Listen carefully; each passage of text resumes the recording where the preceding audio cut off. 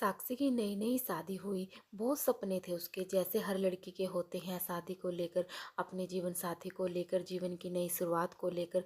पहली बार वह अपने ससुराल आई। साक्षी एक पढ़ी लिखी, खूबसूरत, आज के ख्यालों वाली लड़की थी। दोनों की जोड़ी ऐसी थी कि किसी की नज़र ना लगे। वो गुड़गांव में एक आईआईटी कंपनी में ऊंची पोस्ट पर सरकारी नौकरी पर था। साक्षी की सास ससुर भी पहले सरकारी नौकरी में कार्य करता थे। अब वह रिटायर हो चुके थे। देव भी बढ़िया सी नौकरी कर रहा था। सब कुछ एकदम अपनी जगह पर सही था। शादी के दिन सारी विधि करते करते घर आते आते बहुत रात हो गई थी। आते आते ही साक्षी की सास ने एक छोटी सी घर में पूजा विधि कर ली।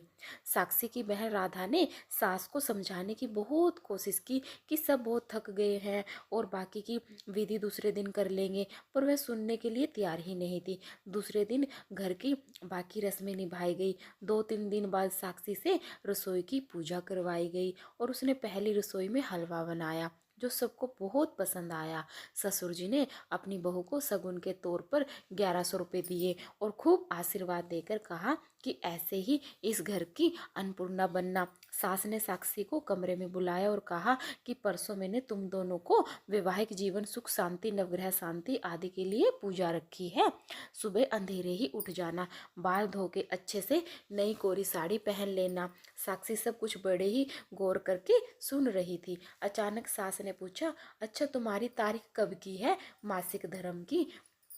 कहीं ऐसा न हो कि मैं इतनी तैयारी कर लूं और तुम सब पर पानी फेर दो। साक्षी की ये बात सुनकर थोड़ा अजीब लगा, पर ज़्यादा ध्यान नहीं दिया। वो बोली, नहीं माँ जी, अभी 5-6 दिन है, तारीख को कोई गड़बड़ नहीं होगी। हाँ, पर शादी की दौड़ भाग में कुछ कह नहीं सकती। सास बोली, तो एक काम कर ले, गोलियां खा लेना ताकि पूजा में कोई विघ्न ना आए। साक्षी सर हिलाकर अपने कमरे में चली गई। पूजा विधि सब ठीक से हो गई। सभी रिश्तेदार अपने घर घर लौट गए। सुमित की भी छुट्टियां खत्म होने वाली थी। वह भी कमरे में आई और सुमित ने जोर से साक्षी को अपनी तरफ खींचकर अपनी बाहों में ले लिया। वह उसके करीब आने की कोशिश कर रहा था तो उतने में ही साक्षी बोली, सुमित, मुझे तुमसे कुछ बात करनी है। पर सुमित कहा सुनने को तैयार था। साक्षी ने कहा, सुमित प्लीज, बात जरूरी है। आज माँ जी ने उतना सुनते ही सुमित साक्षी की तरफ देखकर बोला, क्या हुआ, कुछ कहा क्या माँ ने? साक्षी बोली, माँ जी ने कहा कि अभी घर में मंगलमय वातावरण है, में इसलिए ऐसी कुछ भी मत करना। चाहो तो मैं तुम्हें बाद में खुद टिकट निकलवा कर दूंगी, तब खूब ले लेना मन भरकर। सुमित, तुम्हें नहीं लगता ये सब थोड़ा अजीब है? उतने पर सुमित ने कहा, साक्षी माँ थोड़े से ना पुराने विचारों की है। वे बाहर से जितनी कड़क स्वभाव की दिखाई पड़ती है, अंदर से उतनी ही वह नरम है। तुम कभी भी उन्हें किसी चीज़ के लिए मना मत करना, क्योंकि यह छोटी छोटी चीज़ें दिल में घर कर जाती हैं और आगे कितना कुछ भी कर लो फिर दिमाग से नहीं जाती हैं। मैंने माँ को कभी किसी बात के लिए मना नहीं किया है और ये सिर्फ 4-5 महीने की ही बात है। एक बार फ्लैट का बच्चा काम पूरा हो गया फिर तुम मेरे साथ ही रहोगी और फिर तुम्हें जैसा रहना है वैसा रहना। मेरी तरफ से कोई भी बंधन नहीं रहेगा। उसे सुमित की सारी बातें समझ आ गई और उसकी मम्मी ने भी यही समझाया था कि शुरुआत के कुछ दिन ससुराल वाले बोले वैसा ही करना है, चाहे तुम्हारी इच्छा हो या ना हो। अगर तुम्हें सभी के दिलों में अपनी जगह बनानी है तो जैसे वैसे बोला करना। 5-6 दिन बाद सुमित चला गया। सब कुछ एकदम बढ़िया चल रहा था। तभी साक्षी को मासिक धर्म पीरियड्स आ जाते हैं। तब उसकी सास उससे बात करना तो दूर, उसकी तरफ देखने तक को तैयार नहीं थी। स्टोर रूम में उसे रहने के लिए कहा और वहीं उसका खाना पीना सब कुछ।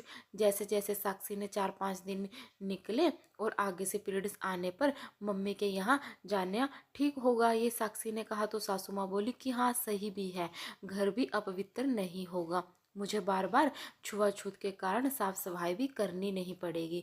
लोग कहते हैं ये सब भगवान को चलता नहीं, फिर फूल कैसे चल जाते हैं? भगवान को फूल आने के बाद ही तो एक पेड़ को फल आते हैं। वैसे एक स्त्री का शरीर होता है, गर्भ धारण करने के लिए मासिक धर्म जरूरी है, इसके बिना तो इंसान का जन्म ही नहीं हो सकता। जाने दो, क्यों मैं इतना सोच रही हूँ, मुझे कहाँ यहाँ रहना है, 4-5 महीने ही तो निकालने हैं। ऐसे कहकर उसने खुद को समझाया। थोड़े दिनों बाद कभी तीज त्योहार तो कभी पूजा, कभी कुछ ऐसा कहकर साक्षी की गोलियां लेने के लिए कहा जाता और घर में लड़ाई हो इसलिए वह ले लेती। इसका वजन बढ़ने लगा। समझ नहीं आ रहा था ऐसा क्यों। खाना भी लिमिट में था, एक्सरसाइज भी समय पर करती थी। चिड़चिड़ी सी बहुत हो गई थी और शारीरिक मानसिक तनाव भी हो चुका था। पर सुमित के पास जाकर सब ठीक हो जाएगा ऐसा सोचकर खुश हो जाती। कहते कहते साल भर निकल गया। अब कहीं जाकर वो सुमित के साथ रहने लगी। अपने फ्लैट में सब कुछ बढ़िया चल रहा था। एक दिन दम जैसे कभी कभी सास का फोन आ जाता कि अभी ये पूजा है और वैसी कोई बात हो तो गोलियां ले लेना। सुमित तो मना कर ही नहीं सकता और वह खुद भी एक समझती थी कि बस एक बार कहीं नौकरी लग जाए तो यह कहकर मना कर दूंगी कि छुट्टी नहीं मिल पा रही है और बार बार गोलियां भी नहीं लेनी पड़ेगी। ऐसा करते करते ऐसे ही छुट्टियों में दोनों घर गए। सभी नाते रिश्तेदार भी आए हुए थे।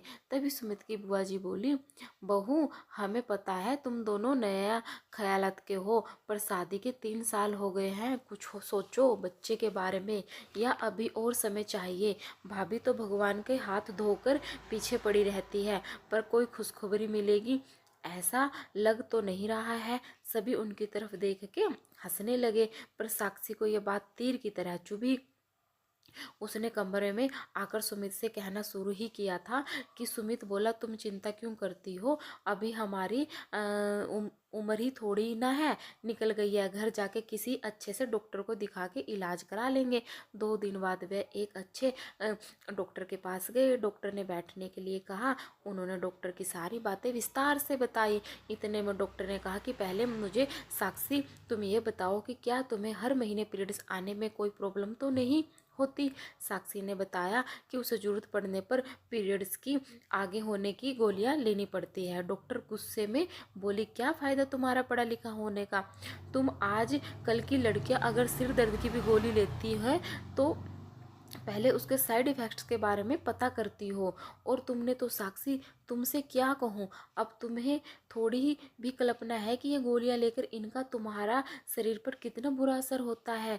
तुम्हारे फ्लोपियनियम में ट्यूब में ब्लॉकेज आ गई है इन गोलियों के कारण, और तो और शरीर में होने वाली हार्मोन बदल के कारण तुम्हारी दोनों ओवरीज डैमेज हो गई है।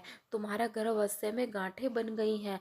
तुम्हारा माँ बनने के चांसेस कम से कम 90% तक कम हो गए हैं। फिर भी मैं कोशिश करूँगी, पहले गोलियां देकर देखती हूँ, अगर गांठें गल जाए तो, वरना तुम्हारा गर्भाशय ही निकालना पड़ेगा क्योंकि इन्फेक्शन भी फैल सकता है। ये बातें सुनकर साक्षी के हाथ पैर ठंडे पड़ गए।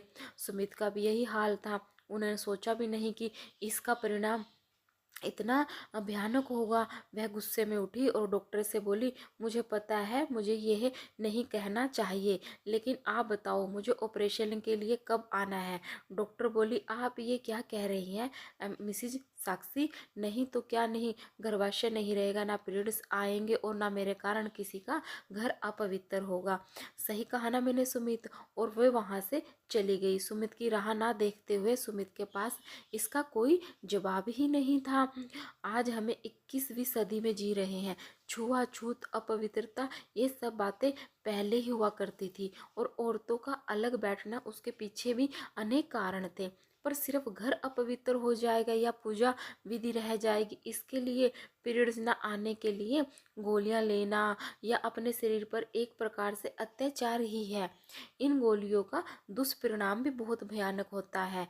जो गलती साक्षी ने की है वह गलती आप ना करें, बस यही गुजारिश है और कहानी के माध्यम से आप तक पहुंचाना चाहते थे। अगर वीडियो पसंद आ रही हैं तो वीडियो को लाइक करें, चैनल को सब्सक्राइब करें और वीडियो को आगे से आगे शेयर करें।